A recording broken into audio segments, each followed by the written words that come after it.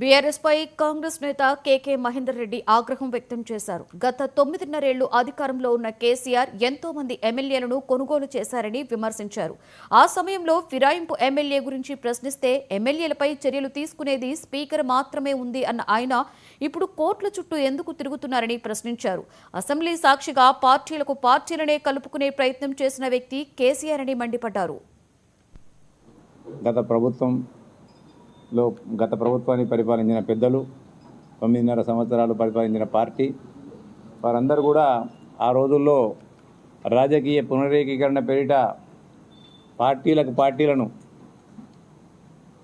Assembly సాక్షిగా అన్ని అంశాలను కూడా తుంగలో తొక్కి చట్టాలను వాటన్ని కూడా తుంగలో తొక్కి ఇవాళ దయ్యాలు గత వేదాలు వల్లించినట్టు ప్రజాస్వామ్యానికి భంగం కలుగుతుంది, స్పీకర్కి అధికారం లేదు.